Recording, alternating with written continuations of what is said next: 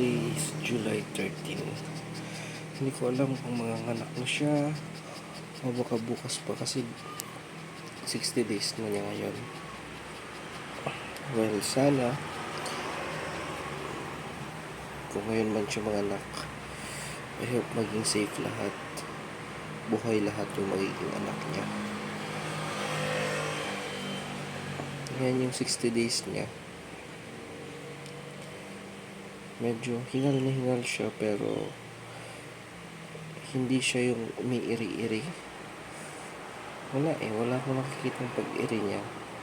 Hinihingal lang siya ng hinihingal. Tapos inom ng tubig. Ganun.